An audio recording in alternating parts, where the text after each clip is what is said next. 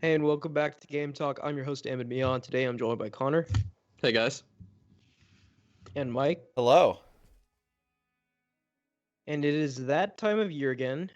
The Game Awards are upon us. They actually air tomorrow, I believe. And I think last year we did an episode recording our sort of predictions and stuff for the Game Awards. And I thought it'd be fun to do something similar this year. We can maybe talk through the nominees and then also make predictions as to what will be shown there because historically we've had some pretty big reveals at the Game Awards. Like I think the Xbox Series X was actually revealed at the Game Awards last year. Jonesy's getting added So to Smash. someone's gonna get added to Smash. Like It's that's Jonesy almost from Fortnite. a positive. I don't even know who that is. No, It's Smash the is getting added to blonde-haired, Fortnite. generic guy that you play. Oh, the dude, yeah. That would, okay. All right, you joke, but I'm honestly, not joking. There's a ton of credible sources for that.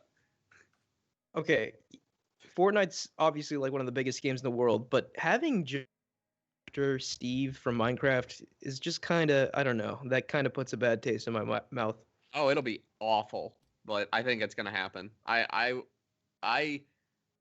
think it's more likely than any other character I can think of.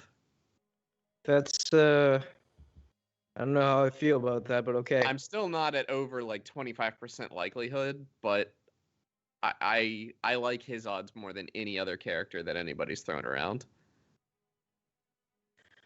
Yeah, do you I have a link mean, to the nominees for this? considering how big Fortnite is, yeah, I could see it. Yeah, I'll send you guys the list. I was actually list, and then eventually the last one we would discuss is potential game of the year, but I can send it to you guys as well.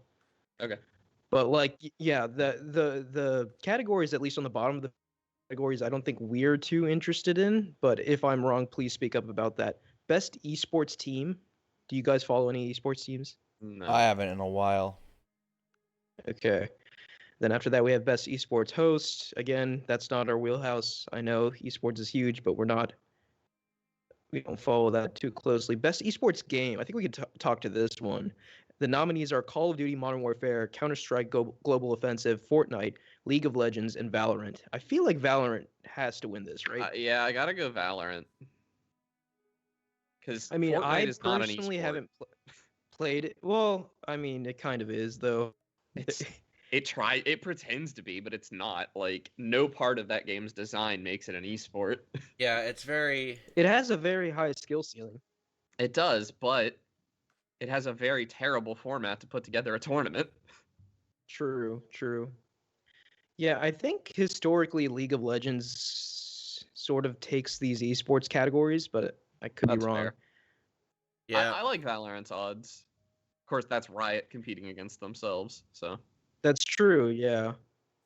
so Riot's gonna get it. I don't know. I kind of want to give a shout out to Call of Duty Modern Warfare. I think that's probably one of the best CODs ever made, from a multiplayer standpoint, especially because it introduced Warzone, and I'm a huge fan of that. But yeah, Yeah, but Warzone's all in not. all, I can't speak to like the best esport game this year because I've barely played any quote unquote esports games, and if I have played them, I haven't played them at a level where it would be considered an esport, you know? Yeah. So yeah, moving on from that, I guess. So we're gonna throw Valorant out as our prediction, I think. Yeah. Moving on from that, best esports event, which is kind of Gotta an be interesting one the- considering this year, Gotta be the all Melee of the event that was events. canceled. I mean, all of Yeah. these events I think were virtual. Yeah. So yeah, I don't yeah. follow esports, so I Again, don't not know something anything we can about speak these. to. Best esports coach, again, sorry. Starting this podcast off in a good way. Best esports athlete. Let's see if I know anyone here. Showmaker, yeah, I know Showmaker from League. I've never heard of any of these guys. Yeah, I don't know. Best debut game. Okay, this is where the meat and potatoes begin, I think. Carrion, Mortal Shell, Raji, and Ancient Epic, which I've actually never heard of that. Roki and Phasmophobia. Easily, in my opinion, goes to Carrion. I don't know. Carrion Yeah, didn't is hit. good, but it's early access. It's either gonna be Phasmophobia or Carrion, right? It's got to be one of those. Carrion like was like cool, But at the Carrion's same a finished time, game for one thing. it was also super short.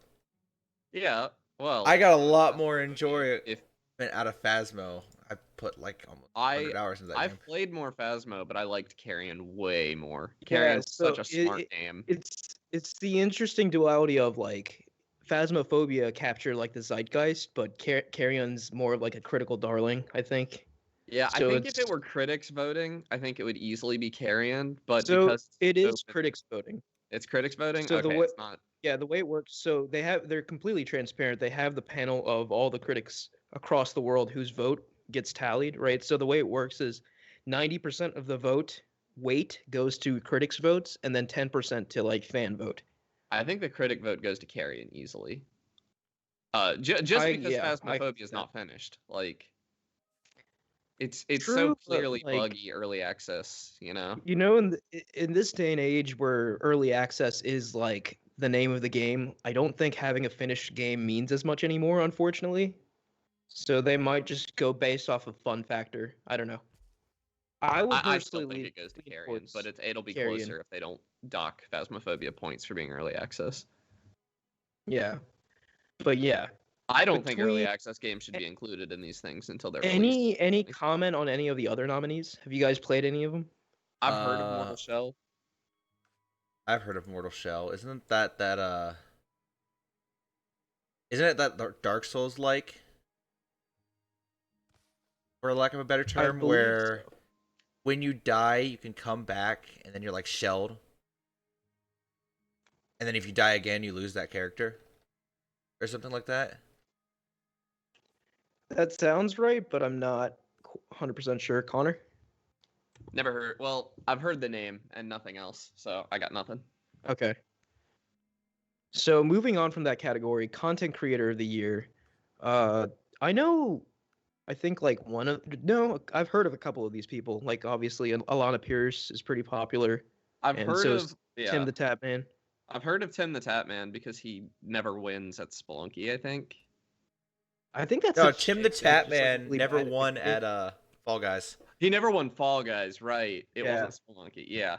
Alana Pierce, I know a little better because she's appeared on some Game Grumps stuff recently. Didn't she used to work for IGN? Maybe. IGN. Yeah, she was she on used to do Funhouse. IGN. Then She's she in moved on to Cyberpunk. Yeah, she's done a lot of stuff, and now she's like a writer at Sony Santa Monica, which is really cool. Yeah, I really don't know who. I don't know that any of these people would have made my positive impact on the community. I couldn't say if that's what we're referring to. I don't know any of these people. I don't know. It's that. So for the description for a streamer. Oh, yeah. You were reading this. Yeah. I was reading the description. Yeah. Funny how that works, Ahmed. Yeah, I wasn't doing that at all. Yeah, I don't know. I would guess Alana maybe because I feel like she's really kind of blown up in popularity, but I really don't know. Yeah. Yeah, I couldn't tell you. I don't watch any of these Okay, people. next Which makes me category- wonder if I'm watching a bunch of negative streamers. Yeah.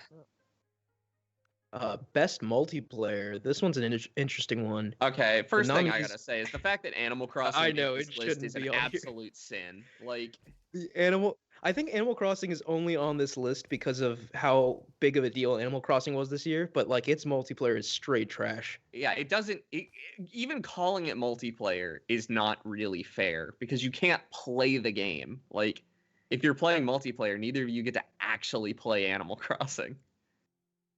Yeah, so the It's Among nominees Us, are right. Animal Crossing New Horizons, Among Us, Call of Duty Warzone, Fall Guys Ultimate Knockout, and Valorant.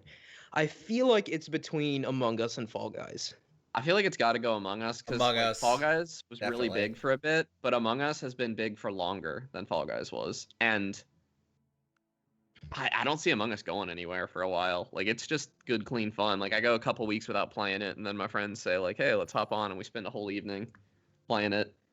Yeah, Among Us, I feel like, surprisingly has more staying power, than Fall Guys. Like, Yeah. it's Funny hard to 'cause it's like imagine a 2-year-old back game. then. We like did 3 straight episodes on Fall Guys. It really felt like Fall Guys was like here to stay. And don't get me wrong, people still play it a lot. It's just that Among Us really, the same phenomenon happened again right after with Among Us, which is really quite remarkable. They just fumbled the support so bad on Fall Guys. Like, the fact that you still can't see your names on PC really I know that's such a Well, stupid I thing, don't and I know brought about it up. that. The seasons and the mid-season updates have all generally been pretty well received, right? Like they've added new mini games and tweaked existing mini games quite a bit.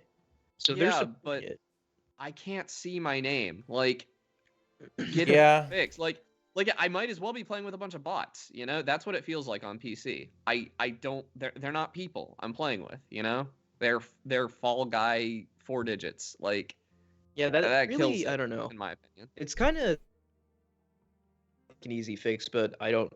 Obviously, I Yeah, can't We're say. also my getting some software cutout. engineering and Unity developer position, I think it's insane that they haven't fixed it yet. And the only reason I can think that they haven't, and this is my conspiracy theory hat here, is that they don't want us to know how rampant cheating is and that they're not actually catching anyone. But that's, that's big conspiracy theory hat, tinfoil. Yeah. But it's just so easy to scrub HTML. Like, everyone else can do it. I'm pretty sure Unity has it built in. Yeah. I get so mad at Fall Guys because it's such a good game and I'd love to play it, but I get so angry every time I turn it on. So okay. So I mean, we don't have to have a consensus, but I think Among Us. I think it's Among Us for It's sure. definitely Among Yeah, Us. I do want to give a shout out to Call of Duty Warzone. I've had a lot of fun with that this year. Yeah, I've had a ton of fun with all of these games except Call of Duty. Just I've barely played it. A lot of fun with Animal Crossing, not in multiplayer. Not multiplayer, yeah. Yeah. Moving on to best sports/racing game. So I don't really play these games, but I know they're obviously huge games. We've got Dirt 5, F1 2020, FIFA 21, NBA 2K21, and Tony Hawk's Pro Skater 1+2. It's got to be Tony Hawk, right? Sorry, my cats were fighting. I had to break that up. It's got to be Tony Hawk. Yeah. Yeah. Tony Hawk, Yeah. just that game is so fun, and I don't. Remakes of like two industry-shaking classics. I mean, Yeah, and I didn't even get very far versus into like Tony your Hawk annual 2. sports game, you know? Yeah, it's Yeah. such a good game. Okay. Tony I Hawk don't is have one of it. those I don't play it very often, but I can't bring myself to uninstall it. Like, you know. Yeah. I definitely got to check that out sometime. I still haven't tried it. I have seen some videos of the new NBA 2K game, and my God, does it look pretty. Like the graphics on next gen are insane. I believe that. Yeah, those are typically pretty good looking games. All right. When the you next render the same category thing here- every year, you get pretty good at Yeah, it. true. Yeah. The next category, Mike, I think you'll find a bit interesting. Best sim/strategy game. I think it's Nominees are weird. Yeah, go ahead. Why did they put these together? Like, I one don't of know. these things is not like the others. Yeah. Because obviously, So I look the- at this list and I'm like, Flight Simulator, easy. So but okay, wait, let me read the nominations. The nominees are Crusader Kings 3, Desperados 3, Gears Tactics, Microsoft Flight Simulator, and XCOM Chimera Squad. Now, I haven't played any of these games, but like just looking at this list, I kind of want to vote for Crusader Kings 3. I think for like, yeah, I want to vote Microsoft Flight Simulator just because it's like one of the most impressive things I've ever seen. Yeah. But it shouldn't be in this category because I look at this category and like if we're grading on a scale that makes any sense, yeah, Crusader Kings 3. Like, because obviously it's not Gears Tactics and it's not. I don't really think it's XCOM Chimera Squad. I've never heard of Desperados 3, so it's got to be Crusader Kings 3. But Yeah. why is Flight So it's Simulator gotta here? I don't. Maybe there weren't enough sim nominees for it to go against. I don't know. I guess, but like, I don't get it. It is a little strange, yeah. Because Flight Simulator, even calling it a game is a little weird because it's a flight simulator. Like all Yeah, these it's others a are. simulator. It's literally a simulator. Yeah. Yeah, Yeah. it's M- not an actual game per se. Mike, have you played Crusader Kings 3? I have not. It's on my list of things. I to keep play. hearing nothing but like really good things about that If game. it's anything like Crusader Kings 2, then it's gonna be great. Yeah. All right, moving on from that one. Best family game: Animal Crossing: New Horizons, Crash Bandicoot 4, It's About Time, Fall Guys: Ultimate Knockout, Mario Kart Live Home Circuit, Minecraft Dungeons, and Paper Mario: The Origami King. It's got to be Animal Crossing. Yeah, Yeah. I'm inclined to agree, which sucks because Fall Guys and Crash are both really good games. Although I don't know if I call Crash Bandicoot 4 a family game. Like, I don't know. This is a I weird think category.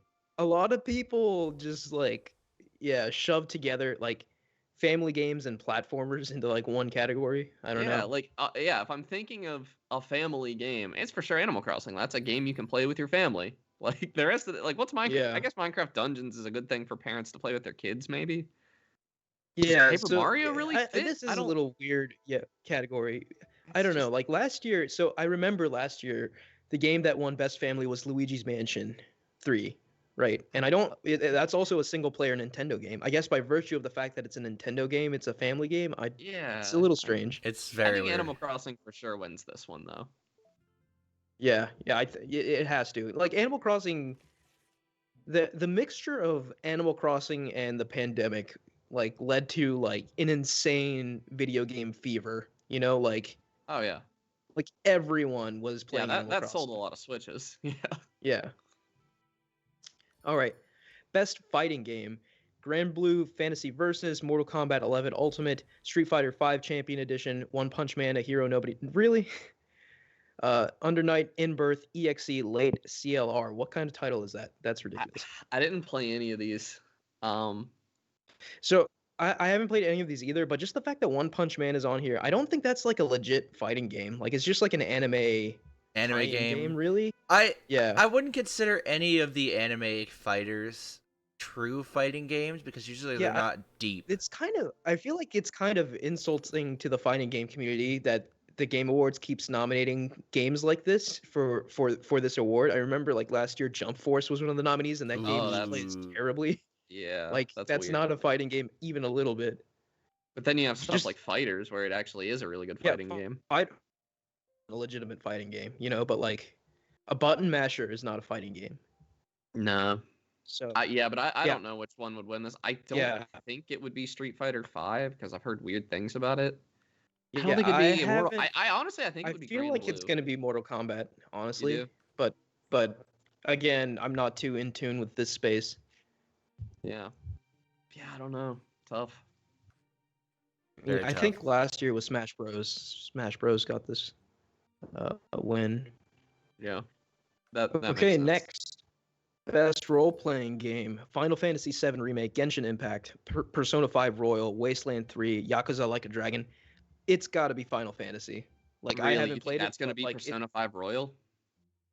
Yes, I. And critically is the better game.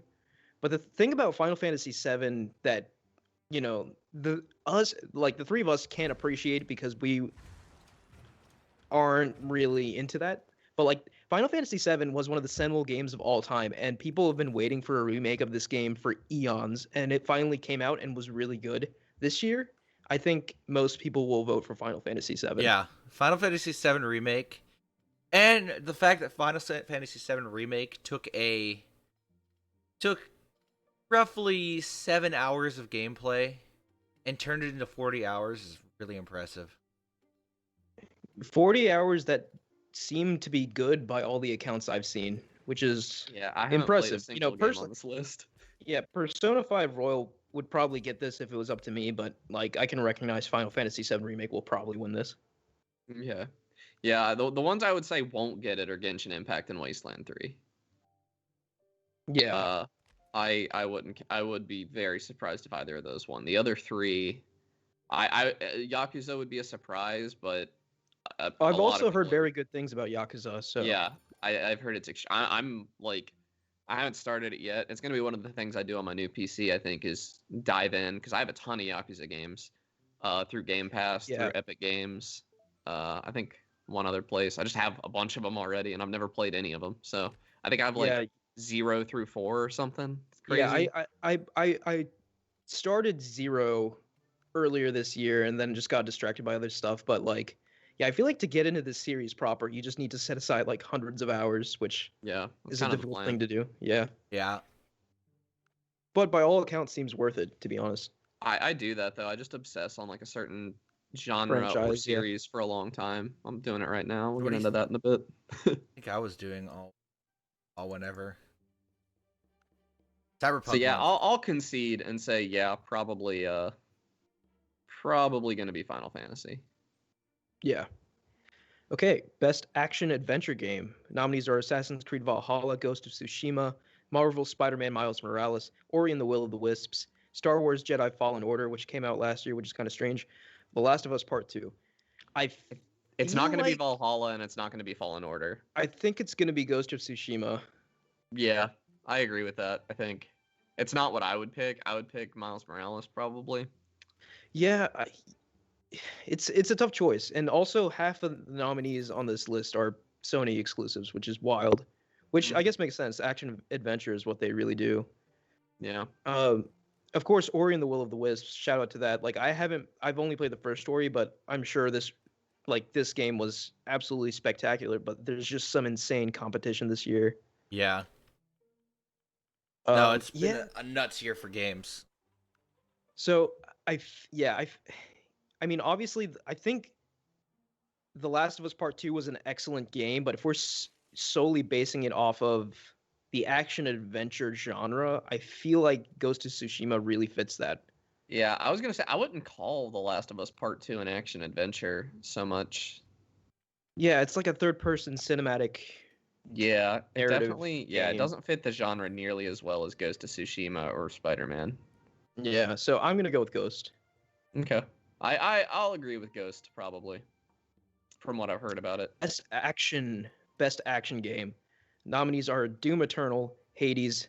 God, so many good games came out this year. Half-Life Alyx, Neo 2, Streets of Rage 4. So I've played most of these games, Yeah, me too. and I loved the first 3 games on this list, and I played all 3 of them. And I'll say that if Doom Eternal yeah. doesn't win, it got robbed. Like, See, it, that's the thing. I'm leaning towards Hades on this one.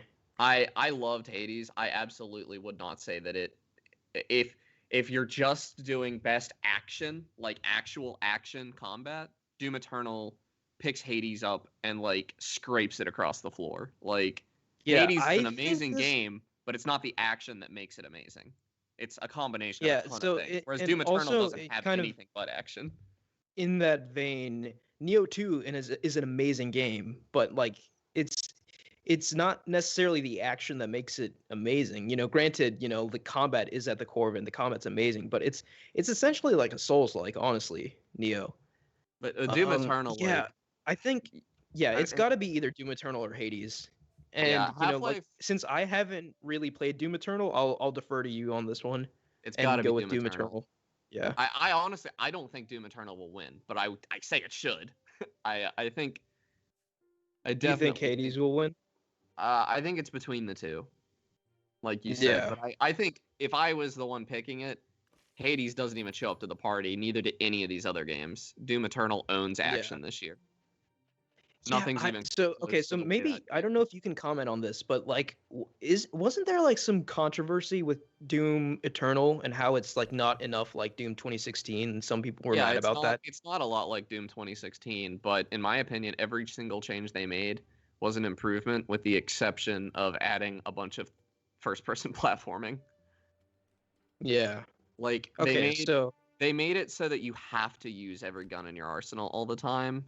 I really think, I hate to say this, but I think a lot of the people complaining about the differences got filtered. Like, because you oh, can't play it the okay, same way you played it's Doom fine. 2016. You have to Yeah. adapt. You have to constantly be watching like a ton of different systems going on in the game, and you didn't have to do that in Doom 2016. In Doom 2016, you just had to shoot good.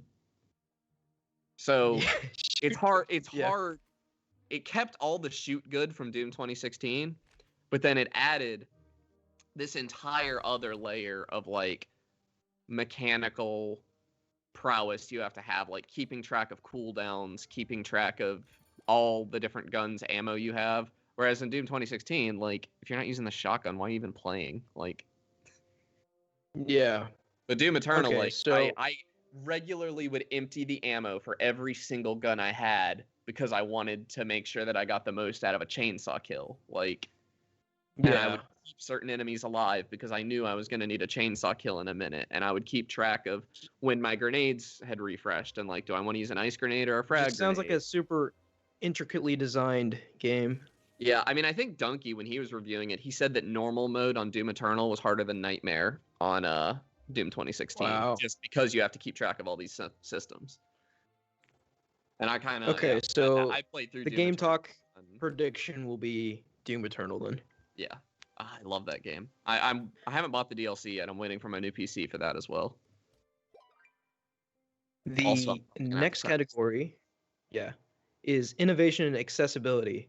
The nominees are Assassin's Creed Valhalla, Grounded, Hyperdot, The Last of Us Part 2, and I think The Last of Us Part 2 has this. I do honestly. too. I don't even think it's a contest. It's The Last of Us 2. Yeah, like the fact that a completely blind person can play through The Last of Us Part 2 from start to finish and do all the optional content and collectibles in that game is Why a real testament to that Why watch those options. on the list?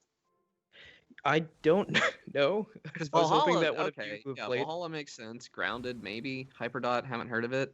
But Watch Dogs Legion, no. I didn't see anything Okay. about that game that screamed accessibility to me.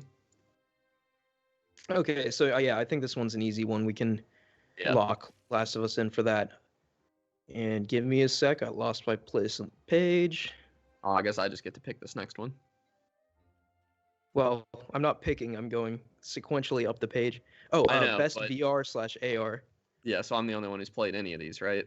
Like, Yeah, I think so. So Dreams, Half-Life Alyx, Marvel's Iron Man VR. I have played that. Star Wars Squadrons, The Walking Dead, Saints and Sinners. it's Half-Life Alyx. Yeah, it's got to be Half-Life Alyx. I haven't even played it, and I know that. Yeah, honorable mention to Star Wars Squadrons, because I hear the VR in that is excellent, but it's Half-Life Alyx. I mean, Yeah. Half-Life Alyx is insane. Yeah, that's I'm not going to contest that. That's solid. Next game, best community support. The nominees are Apex Legends, Destiny 2, Fall Guys Ultimate Knockout, Fortnite, No Man's Sky, and Valorant. I don't know. This one's a tough one. This one exists to give No Man's Sky an award. Yeah, I was gonna say this has to be No Man's Sky, right? The Yeah. sheer volume of quality stuff they've added to the game is Yeah, insane. like all these other games, it's definitely not Fall Guys. All these other games do good updates and stuff, but as far once you bring transparency into question, it's No Man's Sky. Like transparency and responsiveness, Yeah. it's got to be. I'm gonna lean towards No Man's Sky, but also I feel like, I haven't really been following Apex Legends. Maybe they've had an insane year. I don't Yeah, know. I agree, but I just haven't based followed. off what I know. Yeah. I haven't followed No Man's Sky either, and I know about their reputation for this thing. You know. Yeah. True. So, okay, No Man's Sky. Next game, best mobile game. Among Us, Call of Duty Mobile, Genshin Impact, Legends of Runeterra, Pokemon Cafe Mix. It's got to be Fall Guys. It's got to be Fall Guys. Sorry, Among Us. I get those. It's two got to games be Among confused. Us. I don't know. I think Legends of Genshin Impact Runeterra is an popped honorable off. mention. What was that, Mike? Legends of Runeterra actually hit big because it was a decent evolution on trading That's card right. game That's genre. Riot's new game. Yeah, that's Riot's like Hearthstone killer. Yeah, and it's succeeding. That's a fair point. That's a genuine competitor to Among Us, I think. I think it's Among Us. I still think it's Among Us though. Just everyone's played Among Us. And everyone's talking about Among Us still. Yeah. Okay. Yeah. Best indie game: Carrion, Fall Guys Ultimate Knockout, Hades, Spelunky 2, Spiritfarer. All right, All of these Connor, games I are know what you're so gonna say. Good. I'm gonna say Spelunky 2. Yeah. Yeah, I'm going to say Hades. Yeah, I I think think- it's. But that's tough Yeah. because like It is very tough. all of these games were incredible. Spelunky Yes. 2, like if Spelunky 2 didn't have the bonus of being so nostalgic for me, just, and being like all that Spelunky 1 power behind it, I don't know. It might be Hades. Hades might be my pick. Hades and Carrion are probably tied for me for second place, then Fall Guys, and then Spiritfarer. And I loved Yes. Spiritfarer. So Yeah, these are all excellent games. I'm pretty firmly in the camp that it has to be Hades, and I think it will be Hades. yeah, I think Hades is gonna win, but my pick would be Spelunky 2. Yeah. Okay. Next category, best ongoing game. The nominees are Apex Legends, Destiny 2, Call of Duty Warzone, Fortnite, and No Man's Sky. So this is kind of similar to the other category, right? This is kind of similar to best community support, I It, think. They're it's kind of tied similar to together that, there. yeah. But I think it's Fortnite for this. Yeah, Fortnite's had like some insane like events, right? Like Yeah, I Marvel mean, I don't related play events and stuff Fortnite. this year. Yeah, I check out the events on YouTube occasionally though, and I don't play it. Like, Yeah. and I think that's a sign that like of the phenomenon that Fortnite is. Yeah, and I mean, obviously, Destiny 2's had a pretty big year too. They've had the release of Beyond Light, which is really pretty successful, a really good raid. But all things considered, I think what Fortnite's doing with like, in terms of keeping an ongoing game fresh, no one's quite doing it like Fortnite. I think Yeah, they I have think so it's many events so frequently that are so different, and just thinking about the engineering sort of chops that would take to maintain and keep going, it's pretty tough. You know, yeah, that's pretty impressive. I think it's Fortnite. Yeah, Okay. Fortnite. All right, let's go with Fortnite for that one. Games for impact. So this is an interesting one. For a thought-provoking game with a pro-social meaning or message. If found, Kentucky Route Zero TV edition, Spiritfarer, Tell Me Why, Through the Darkest of Times. So I haven't played any of these games, so I'm just I've gonna throw a guess out there. Yeah, go ahead, Connor. I've Actually, played Spiritfarer and I've played Tell Me Why. I I like was gonna Spirit. guess Tell Me Why. Yeah, I think it'll be Tell Me Why. I found Tell Me Why extremely boring. And didn't Hmm. finish the first chapter, but it I think it did a lot for inclusivity and stuff, and the message seemed important. I just got really bored with the gameplay. Whereas Spiritfarer, I don't know if it really had such a strong message. It was just kind of about being at peace with death, kinda. Hmm.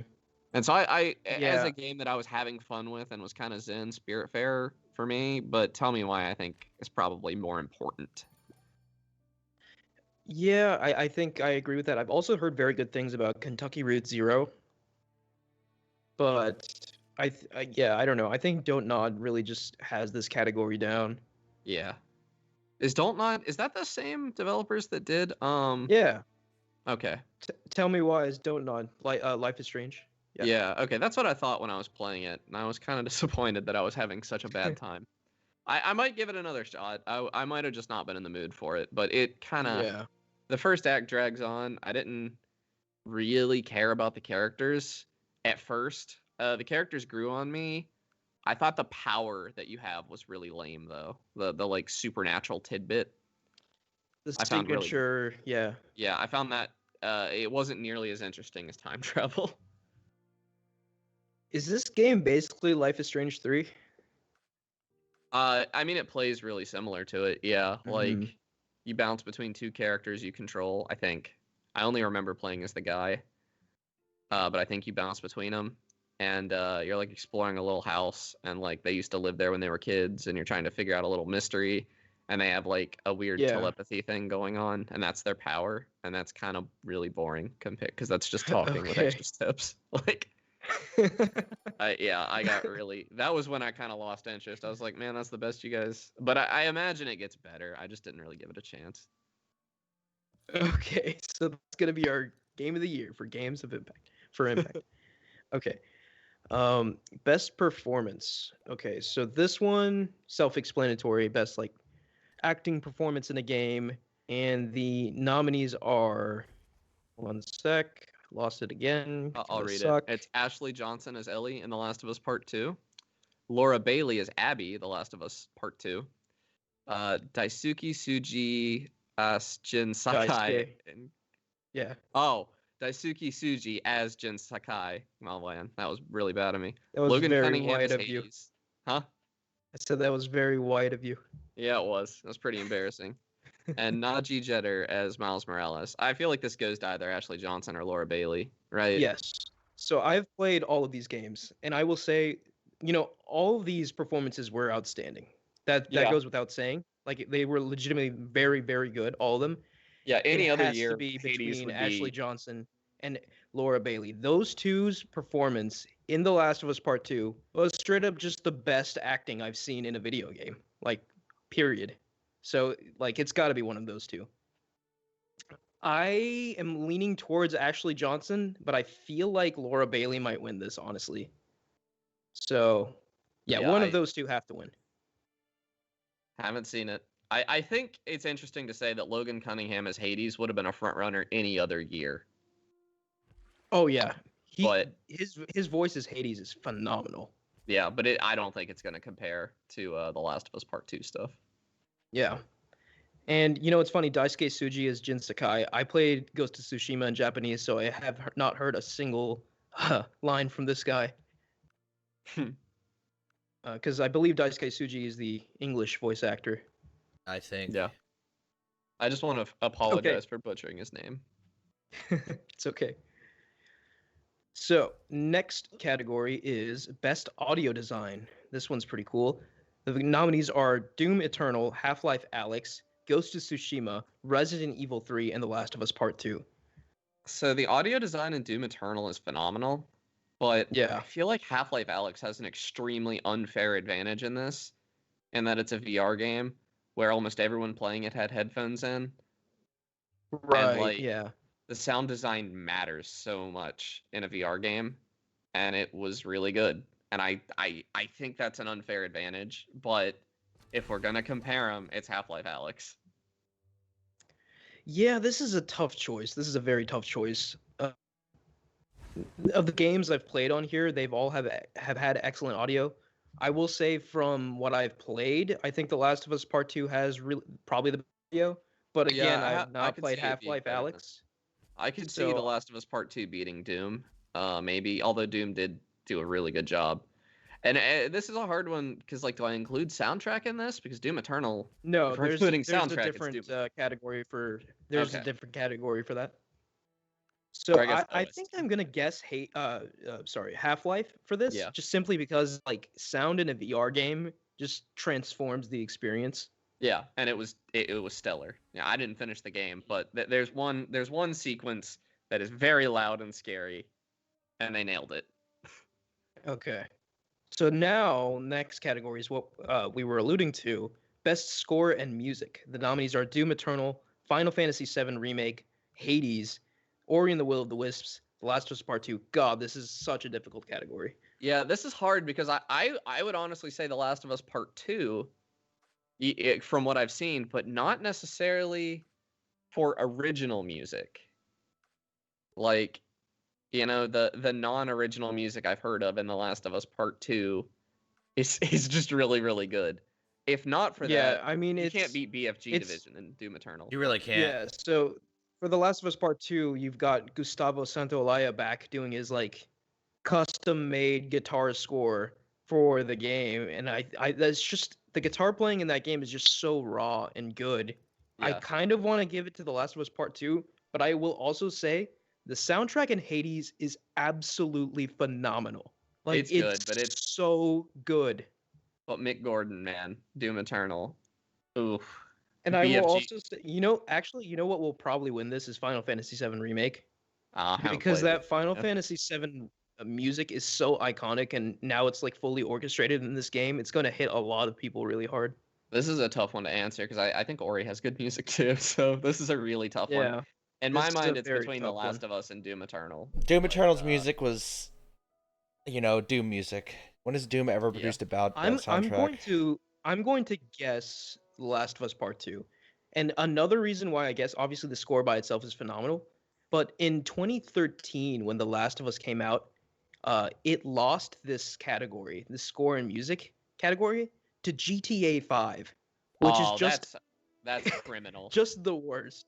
Like that's GTA awful. 5 does not deserve because it's just a bunch. It's a mixtape, you know. Yeah, like and that was very insulting, especially to someone like Gustavo Santaolalla. And Yeah, I feel like so they have to do that's right why by I'm him. saying like there should be a separate category for OST and soundtrack. Yeah, yeah. Anyway, So that I'm one's a with very you on The spicy. Last of Us on this one. I think. Yeah. Best art direction. Oh, okay, we're getting into the spicy categories now. This is a hard one. Final Fantasy VII Remake, Ghost of Tsushima, Hades, Ori and the Will of the Wisps Part 2. I I kind of feel gotta like give if this. I like Ori, Hades. I was gonna say if Ori is gonna win any of these, I feel like it has to be this, right? Yeah, that's true. Yeah, Like, but I think it's Hades. hey, yeah, and also Ghost looks so good too, and I mean, The Last of Us Part Two is really pretty graphically, but like in terms of art, it just Yeah, I looks have like a a hard real. time giving It this just to looks anything. like real life, you know. So I Yeah, don't really giving this count to that. anything hyper realistic, I have trouble with, which is why I don't. Yeah. I'm going to predict it's going to be Ori, simply Okay. because like I, seeing that game just run, it just like every frame of that game could be like a beautiful painting in like an art gallery. I feel like I'll concede I that don't too. know. I mean, I haven't even played the game, right? But Yeah. I'm suggesting that.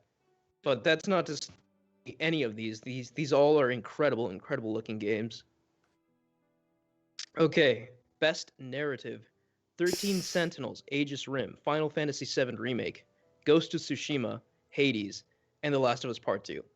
It's I The Last of Us mean, Part 2, it's The right? But Last of Us I Part 2. mean, You haven't even played. Ghost of Tsushima.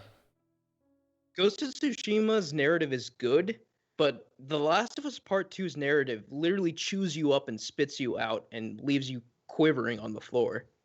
Now, yeah. I guess I hear what you're saying. The narrative was very controversial, right? That's kind of what you're hinting at.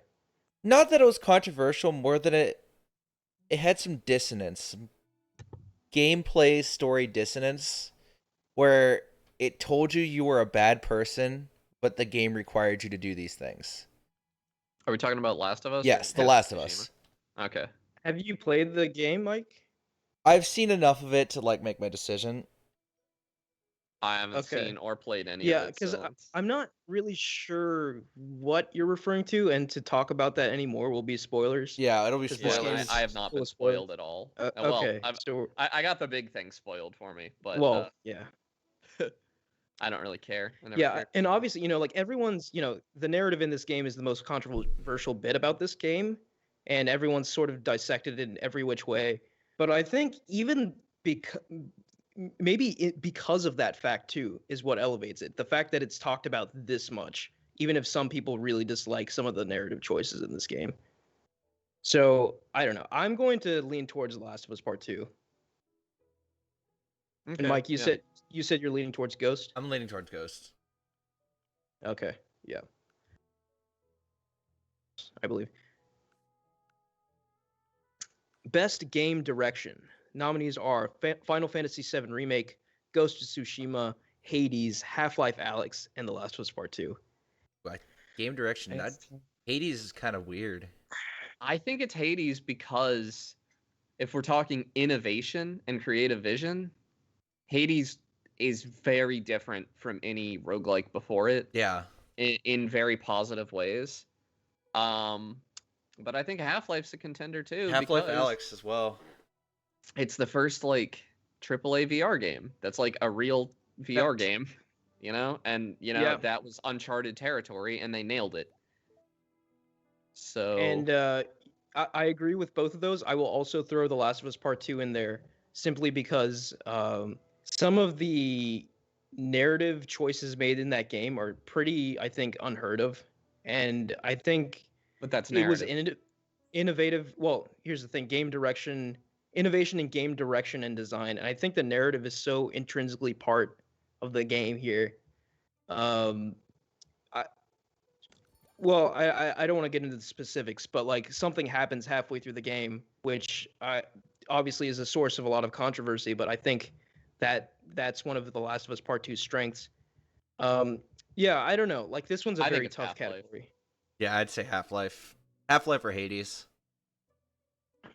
And I lean Half-Life just because of how uncharted the territory was going in to make a story-based AAA game in VR. Okay, yeah, I haven't played Half-Life, so I can't comment on that. So I guess I'll just defer to you guys for this one. It's so good. It's Yeah. so good.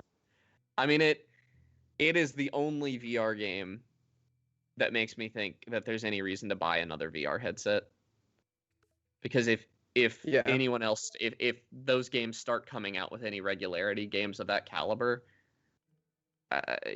flat screen games can't compete. Like it's insane. how Yeah. good that game is. Okay. Final category, Game of the Year. Nominees are Doom Eternal, Final Fantasy VII Remake, Ghost of Tsushima, Hades, Animal Crossing: New Horizons, and The Last of Us Part 2. This is an incredible list of games. So in Yeah, none of them terms are my game of the year. in terms of like impact, none of those are my game of the year. My game of the year came out 2 years ago. But That's probably fair. Among Us. yeah, it's Among Us. Among Us is definitely my game of the year. Mine But is probably well, so we'll the do our own. description, let's just say the description for this is recognizing a game that delivers the absolute best experience across all creative and technical fields. Okay, that's not Animal Crossing. yeah, it's not Animal Crossing. Ghost of It's Doom Eternal for Tsushima, me. So okay, Doom so Eternal. let's make the case. I think you can make the case for each of these games. Yeah. So let's go ahead and do that. Animal Crossing, the reason it would win, it was a global phenomenon this year. Yeah, it caused all You the know, But it Switches was a to sell out. terrible technical experience. Like, yeah, True. Yeah, that really knocks uh, it. But I in terms really of think that creative knocks experience, it knocks it down a peg out of the caliber of all of these other games. I think. If we're going strictly, I don't see the rubric that they're using, but if we're scoring on a rubric, then based on the description, Animal Crossing. I don't think there is a rubric. I think it's Yeah, just I know, It's but I'm there. scoring on a rubric in my head here, and Animal Crossing loses so many points on that technical field that it isn't on Yeah. this list anymore. Despite me yeah, thinking it's a phenomenal game. it's a phenomenal game, and the only reason I think it has a shot is because of how big of a phenomenon it was. But Yeah. if you were to ask me right now which one of these I think will win, it's between two, and I think we'll get to that here in a minute. But I want to go through all the nominees first. Let's make the case for Doom Eternal. Doom Eternal would be my pick. I do not Yeah. think it's gonna win. Largely because like Doom Eternal is not something. Like I was saying earlier, it's intensely difficult, and it's not really something I think anyone could just pick up and play, which I think hurts it. Even less than probably any of these other games, except maybe Ghost of Tsushima. I think it was really hard. But Doom Eternal's just it appeals to me as a gamer in a lot of ways, and it hits all the bells and whistles for me. But I don't believe that it is going to be the majority choice. But if we're looking looking at creative and technical fields, the id engine, id Tech or whatever, it's the best game engine. Yeah. Like it runs so amazingly. It's so well optimized. You can run it on a toaster. And then best creative experience, it's just, it's Doom. They It's Doom, didn't have to change Doom 2016, and they did anyway, and I liked everything that they did. Yeah. Except the platforming, which is fine. I 100%ed it. I haven't done it on Nightmare yet, but I'm going to. It's a good game. It is a very good. So, Final Fantasy VII Remake. Yes. So none of this game, right? But like, I think we'd be fools not to consider it, right? I think it's got a good It's shot. going to be. Yeah, it's got a decent shot. It looks great. It plays great from what I understand, and the fact that they reimagined like the first slice of Final Fantasy VII into this 40-hour epic, Yeah, and that I it was mean, actually good. That's You know, technically impressive. I really Yeah. want to play this game. The only reason I haven't is that I don't want to play the first part of Final Fantasy VII. I want to play Final Fantasy VII. That's literally the only thing that stopped me from I picking mean, this up. the first part of Final Fantasy VII is a great cyberpunk experience. Yeah, Yeah, the but I Midgard. want to play it all. Like I'll probably buy Yeah. it all when it comes out finished, but I don't like. I don't know. I don't like Well, episodic. I hope release that you'll much. look forward to picking that up in like 2030. Yeah, I know exactly. All right, Ghost of Tsushima. So I've played this game. I love this game. I think this game is Assassin's Creed best it's ever been. It's the best Assassin's Creed game ever made, which is That's kind of not funny. very- That's not high praise for me. I don't know. Some Assassin's Creed games are really good, I think. Some Assassin's But Creed games are good, I would say, but Tsushima, really sort of fulfilled that samurai fantasy that, like a lot of games kind of danced around it, but this game fully embraced that and was the samurai game. And I think it's got a good narrative as well. But if I'm going to be completely honest, if I could knock one game off this list, it would probably be either Ghost of Tsushima or Animal Crossing. And that's Really? not to speak ill of those games. It's just the caliber of video game this year is so high, Yeah. especially compared to like 2019, I think. Yeah. Didn't 2019 have Outer Wilds? It did. Outer Wilds. Yeah, 2019 was Outer Wilds. None of these games even come close to Outer Wilds. None of them ever could. So I Sorry. I like the disagree with concept that, of but- Outer Wilds. you haven't played Outer Wilds? And you haven't played The Last of Us Yeah, I have. Part 2. Yeah. Okay, anyways. Hades. Okay, so this game sort of I feel like this game took the critical world by storm. Like everyone loved this game. Yeah, I think You Hades know- has a real shot. So spoilers, I think this is a contest between two games. I think it's between Hades and The Last of Us. I do too. And I think Hades. So Hades, I had no idea what I was expecting when I got into this game, and the fact that its gameplay is just so good, and there's so many different ways to play, and the fact that I've done like over like 30 or 40 runs, and each one's been completely different, just because there's that much gameplay variety, on top of all of the interesting characters and the interesting lore, and the story. Like Hades is such a unique a unique creative experience, I think. Yeah. And that's what elevates it, I think, above most other games this year. I definitely think Hades deserves it. Maybe deserves it as much as Doom Eternal does, I think. If I had to pick one that I thought actually had a chance, I would pick Hades every day of the week off this list. Mm-hmm. So I really hope it's Hades. I so think that that- Supergiant deserves it. I think Yeah. Hades did a lot of really interesting things that hadn't been done before. So that leaves the last game on this list, The Last of Us Part 2. You don't need to hear me talking about this game anymore. I've done a whole episode on it. I think it's between this and God of War, these are the best games on PlayStation 4, period, I believe. And I think this game narratively shook me to my very core and just kind of left me shriveled up and chewed me up and spat me out in the best possible way. I love this game. I personally, okay, so if I were picking, I would say The Last of Us Part 2 is Game of the Year. But what I think will win Game of the Year is Hades, honestly. I'm I'm honestly 100% okay with that. Hades is a phenomenal game. I won't say my rant on The Last of Us again because it's the same every time. I think they're good. But you haven't games. played it. Yeah, but it's not going to be that different from the first one, and I've seen like all the praise for it. I've read reviews. It's people saying the exact same thing they said about the first one. Yeah, I guess I'm really a sucker for those like narrative cinematic. You're a sucker games. for a good narrative, but that's not enough for me. You know, if you want a good narrative, but you that's can the watch thing. a movie. The gameplay in this game is phenomenal too, and I know. Oh, I believe that. The gameplay in the first one wasn't bad, but it's not. Oh, this blows the gameplay of the first one out of the water. The I believe gameplay that. of the first one's like terrible compared to this one, honestly. Really. Yeah.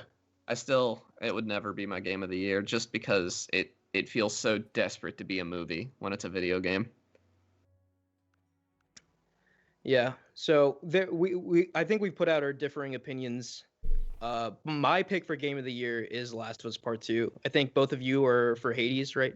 Yeah, I'm for My Hades. pick would be Doom Eternal, but I could be for Okay. Hades or Doom. Hades is the one I think will win. Yeah. So I think we're all in agreement there. Like we all have different personal picks, but we all think Hades will win. Is that Well, none is of that these would be my game of the year, but my game of the year of these from this list? I guess. Yeah, from this list, it's going to be Doom Eternal. Yeah. I think maybe that's an interesting thing we can lightly touch on too. What would your all's game of the year be? I've Noita. already said mine is The Last of Us. Noita, yeah, dude, I'm surprised Noita wasn't on the indie list at least. Yeah, I think it would have beat Spelunky 2 for me on the indie list probably. Noita's just insane. Do you think it's just an issue of like not enough people know about it? I really do. I think it's a little Yeah. too obscure. Yeah.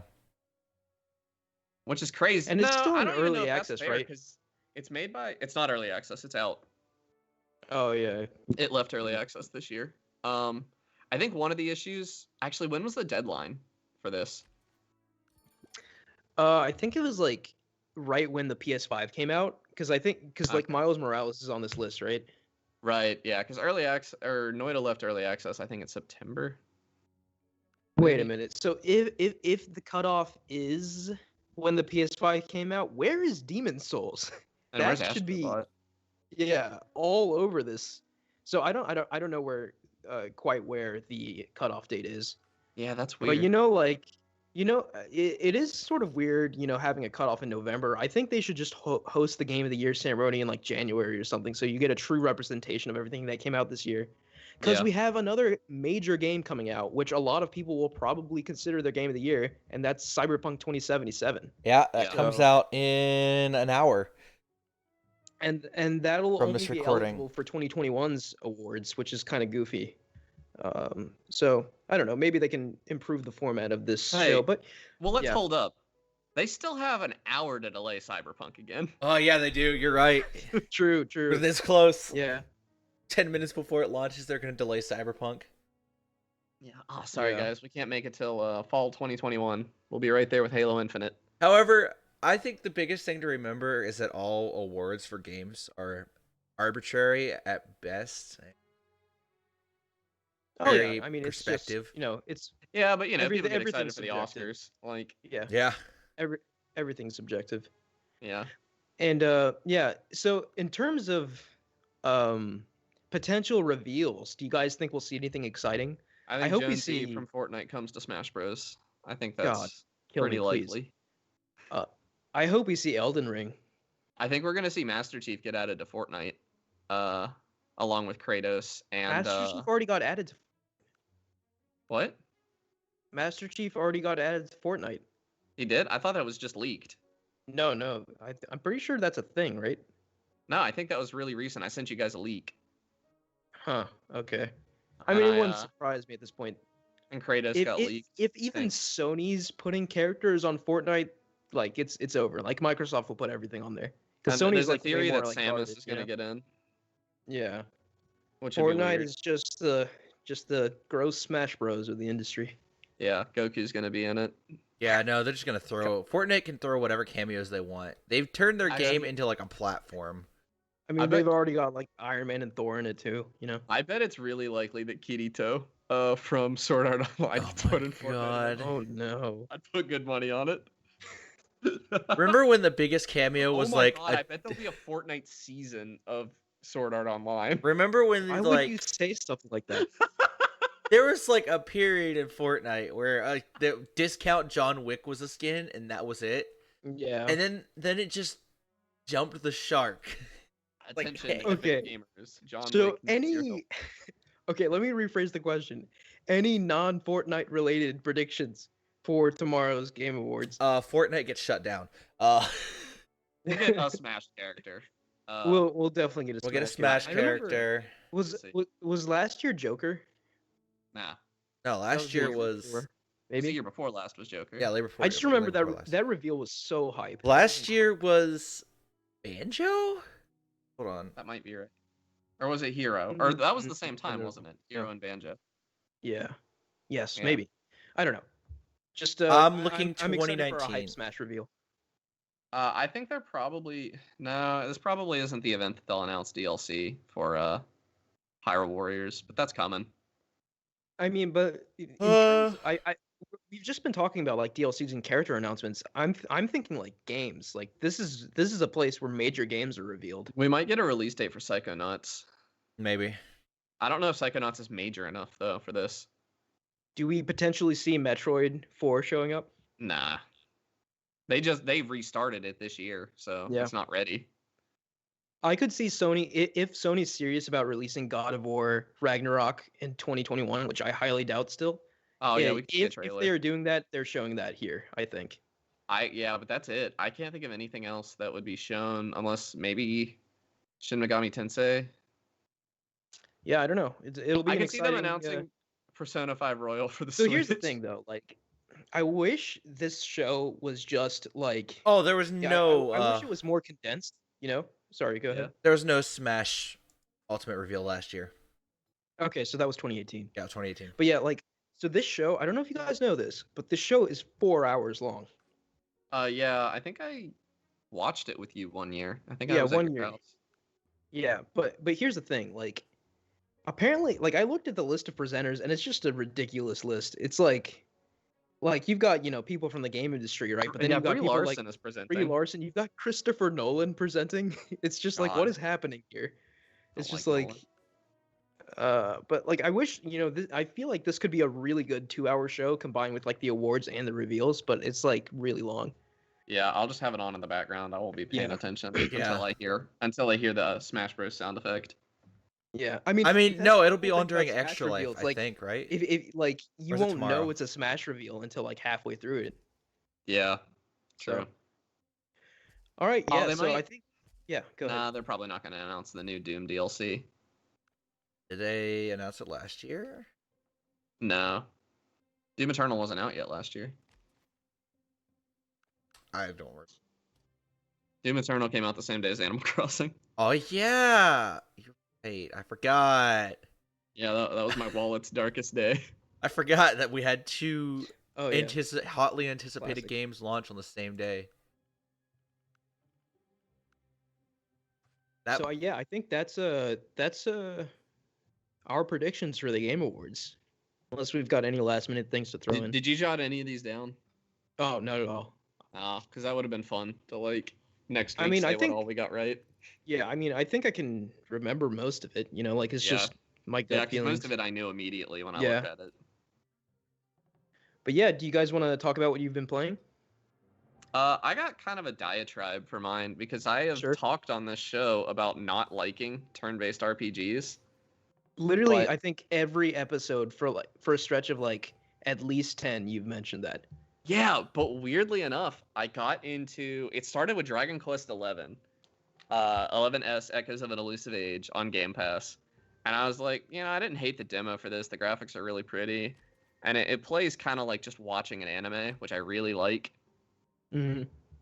Like it has, slice of life bits almost, as well as like action-packed bits. Really, Dragon Quest does? Yeah, a little bit. Like maybe Huh. not slice of life, but like one of the things I really like is like you go into the town and like your party splits up and they're all doing things in that town. Like your healer might be off healing people if you're in a town where like people are hurt, or like maybe your healer and her sister are out like, just looking at the boats on the dock, and like there's a guy named Sylvando and he's like stereotypical flamboyant gay guy kinda, and he'll be off like he'll be at the docks too looking at sailors. Like wow. Okay. I mean, it's a fun Sylvando. yeah, I question Japan's whether or handled not- that less tastefully in the past, so Yeah, and Sylvando's not too bad, but I don't know. And it's also got like a ton of fun puns and stuff. Like there's an MMA arc, and like this is all drawn by Toriyama. All the characters Yeah. are designed by him, and there's a masked martial arts that's fun. Yeah. art you do, and it's in a town called Octagonia. God. Wait, what? It's so stupid. There's like a tourist town in it called Phenomenon, God. with a boss in it named Dora in Gray, and it's a painted lady. Like See, I wonder how much of this Toriyama comes up with. Is it just the art? Because like I these think names, it's just the art. okay, But it's hard to say. these names almost sound Toriyama-esque. Because he always takes like real life like English words and just turns them into characters.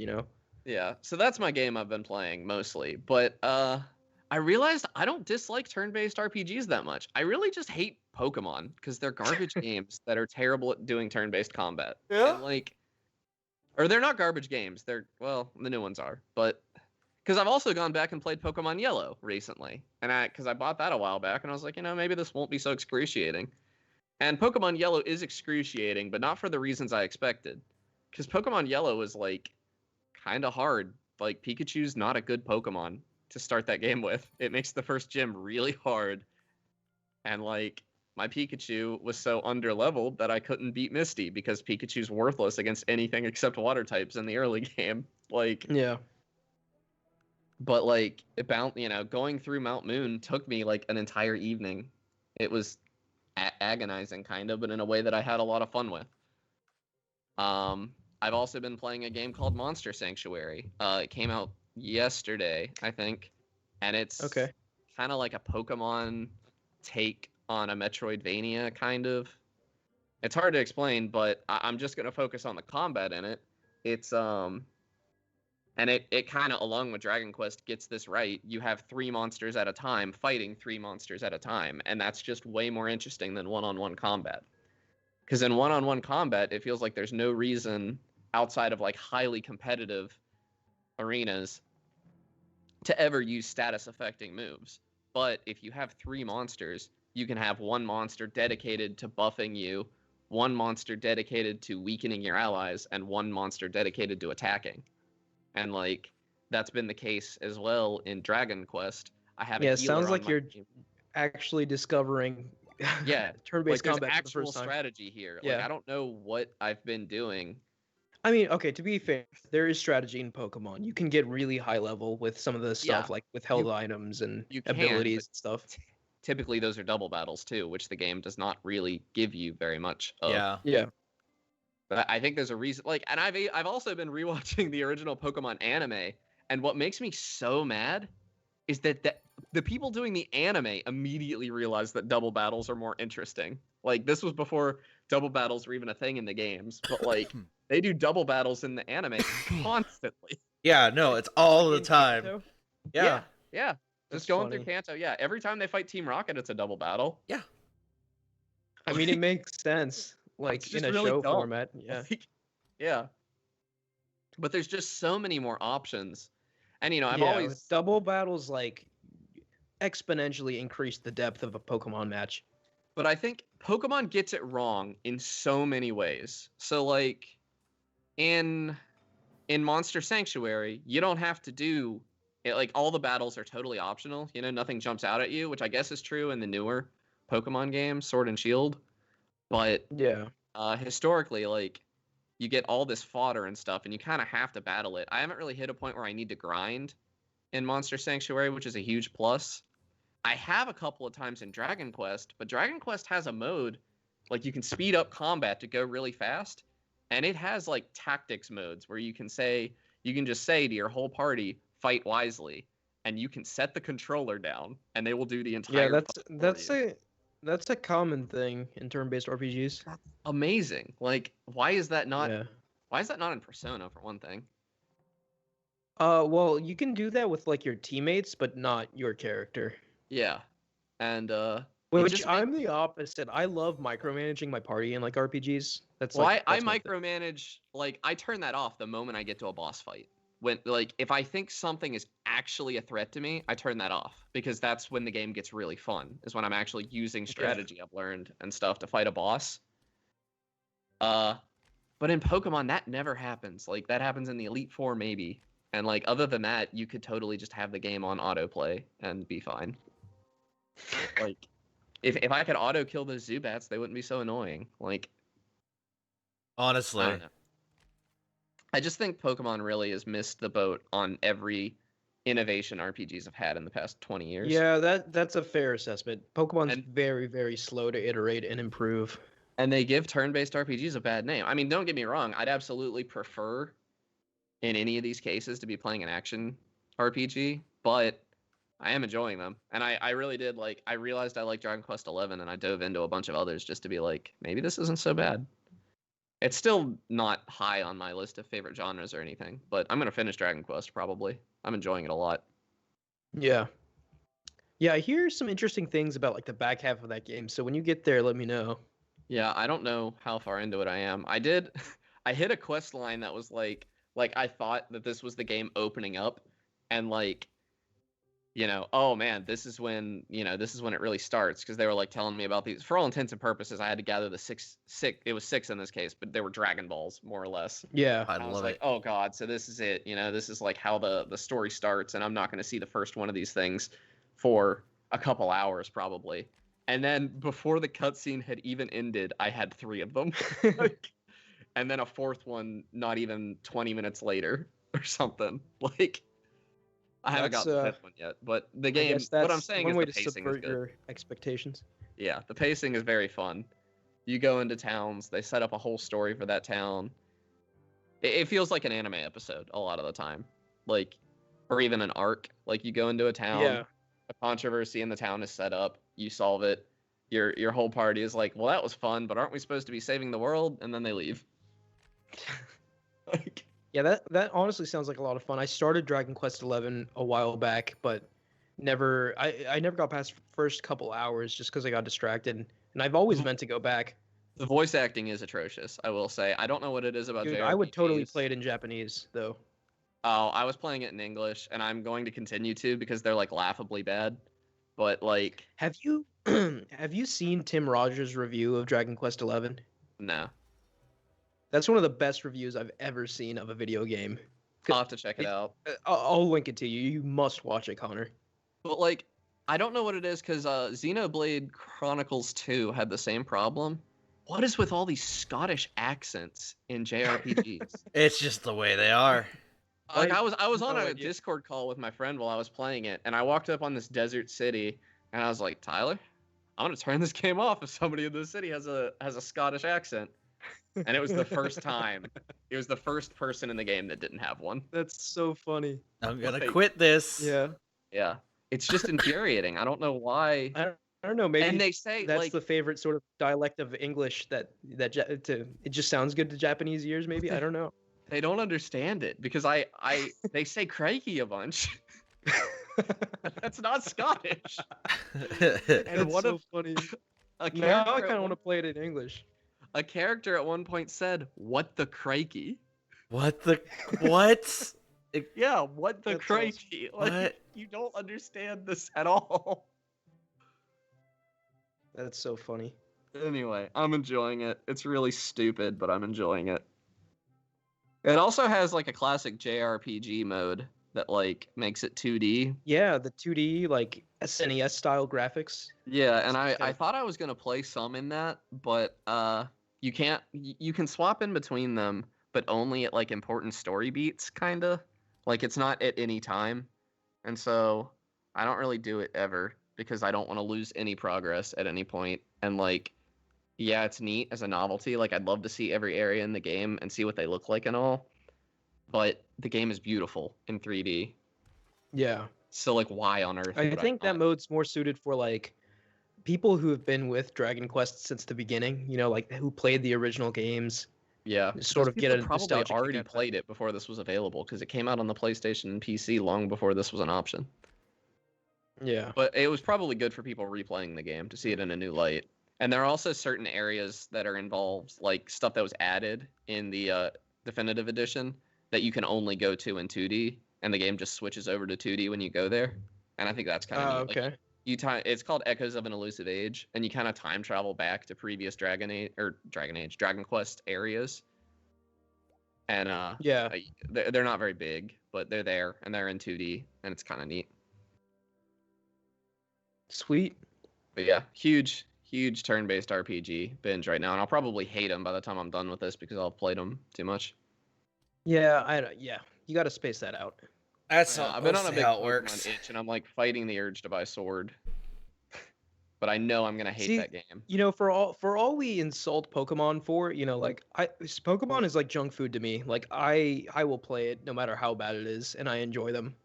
I wish if they were difficult at all, I think I could enjoy them. Pokemon Yellow has taught me that, and I enjoyed my Nuzlocke of Emerald, but like just stomping You through could it just on do a autopilot.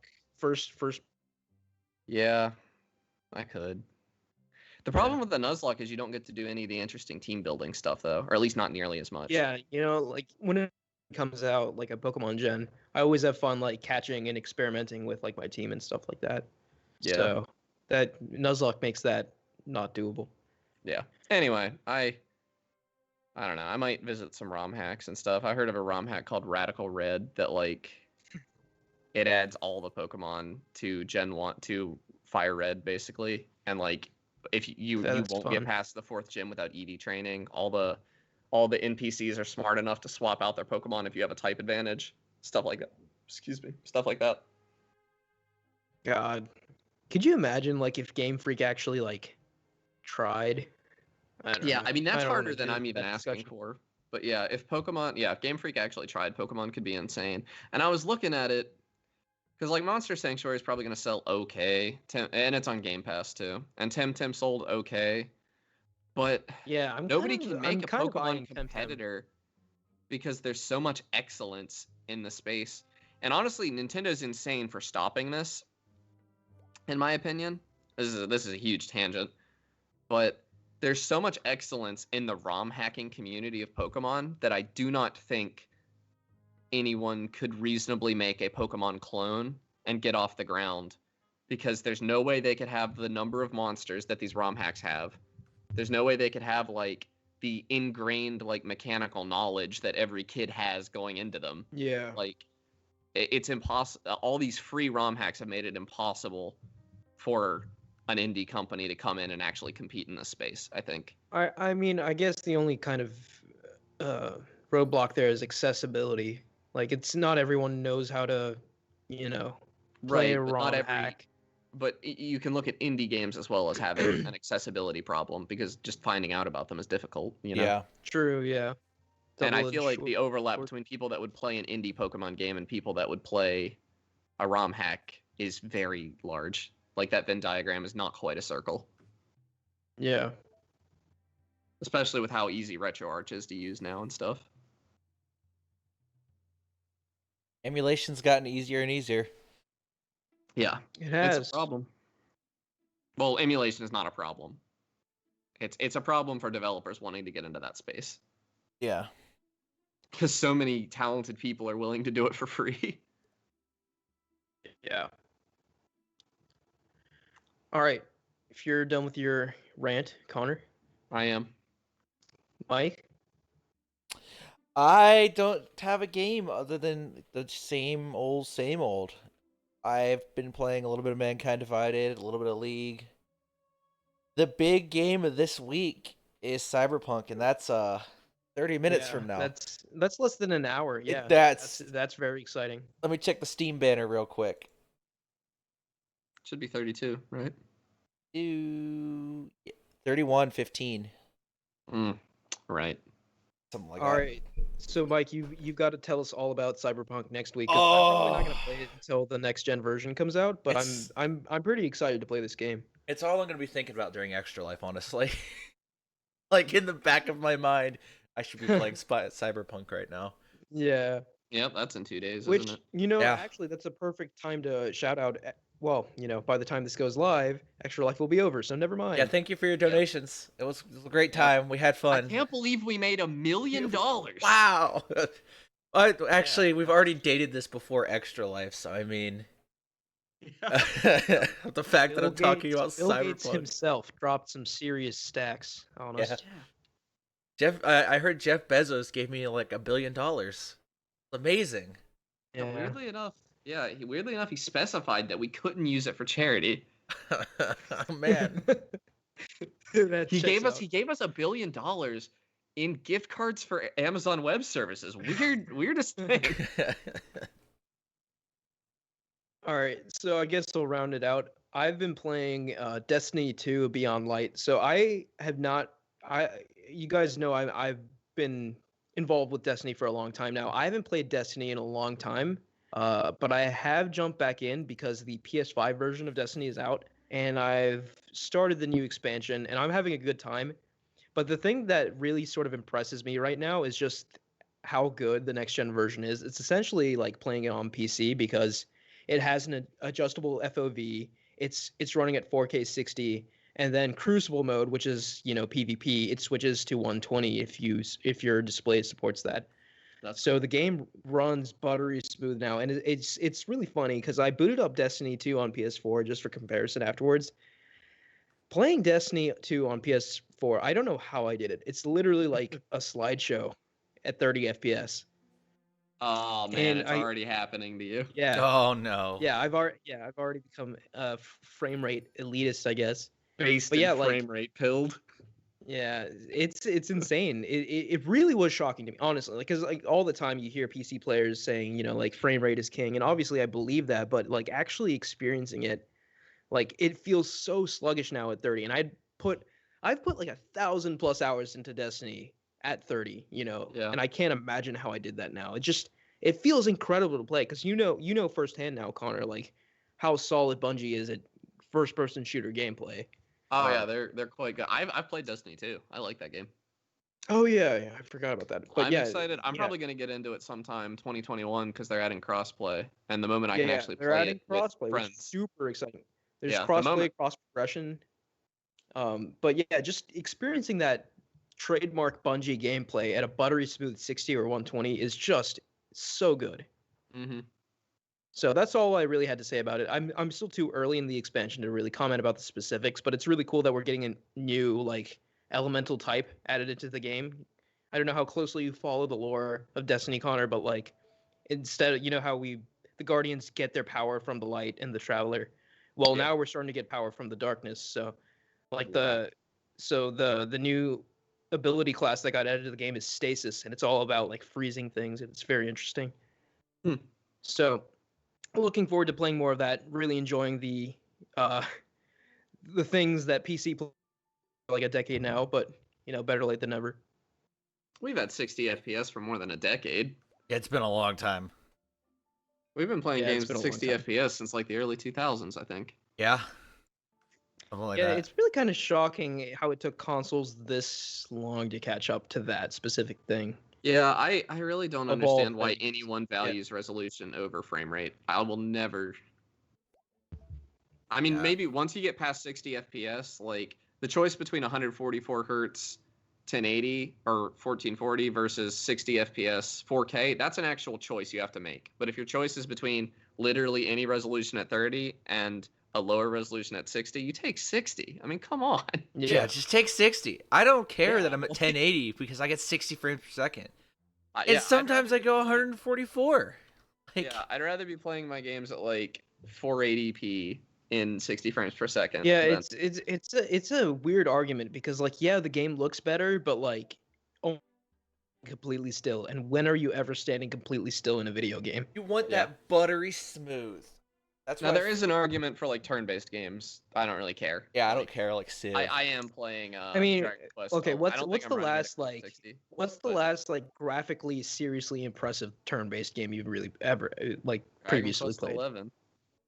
But like that you know what I mean? Like that's not performance intensive. Like that game ran on a Switch and virtually looked the same. I mean, to run it at 4K, I'm not getting quite 60. I don't think. Okay. May just be maybe the port. I don't know. I might be getting 60. I haven't like frame checked it, but I'm used to 144, so it looks less than what I'm used to. Yeah. But yeah, It doesn't run I mean, bad yeah. for sure, but Like I'm excited for the eventual future now that Pandora's box has been open. Like maybe when a PS5 Pro comes out, like 120 becomes the standard rather than 60. That would be cool. Yeah.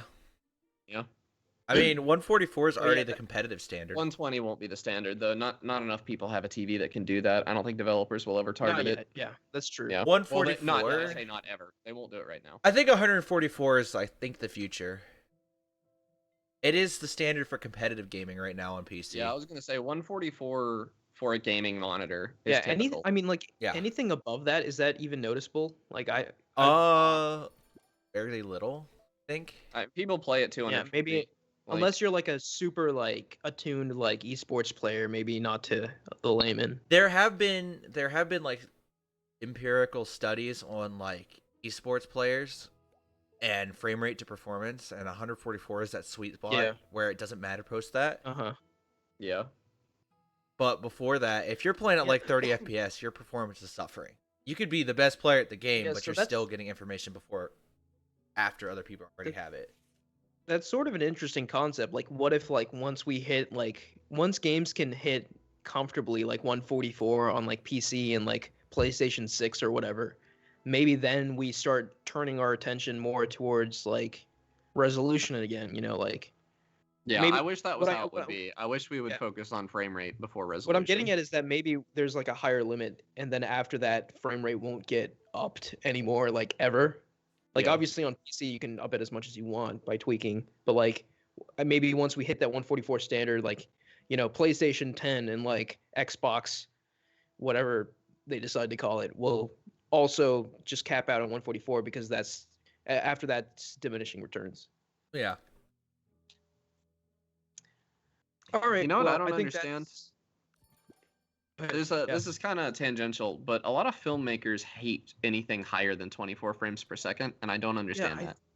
I I get that they don't don't- like interpolation because that's not necessarily their vision. I mean, I think largely the argument Yeah, is douchey. It's a lot of people like Christopher Nolan making the argument, but Mr. But that's the thing. I've heard that a lot from like filmmakers. So I don't know. Maybe it's something I don't understand about how a film can look. I don't pretend to be an expert in that I field. think but, they're like, just kind of snobs about the cinematic experience being how it's always Maybe, been. yeah. Because I know like Christopher Nolan's throwing a tantrum right now because his movies are going to be on HBO Max, I think. What who was it? Peter Jackson, when he did the Hobbit movies, he decided to film those at 60 frames per second, and that was a very new and controversial decision, right? Yeah, you guys but I remember just that? like any content I'm watching, I want to watch at the highest frame rate possible. Like, I don't understand Yeah. why I wouldn't want that. I mean, But yeah, I do remember that. Yeah. I mean, I don't. Like, I'm gonna be perfectly honest. It doesn't bother me at all for movies. For games, absolutely, but not movies.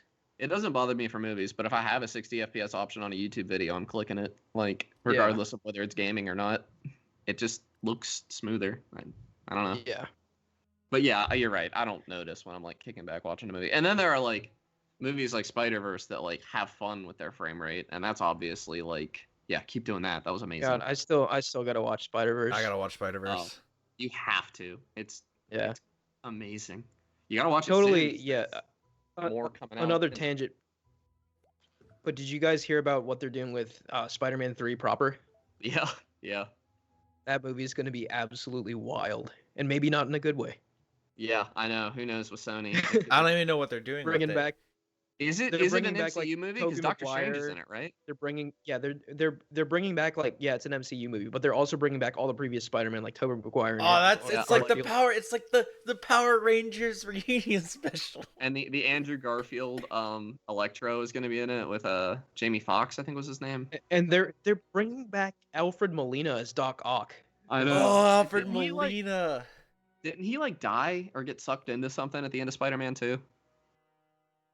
Oh, he's totally dead, I think. Yeah. Like in terms of like Spider-Man lore, but like apparently anything can happen now. So Yeah, I it don't- seems that way. Maybe there's time travel involved.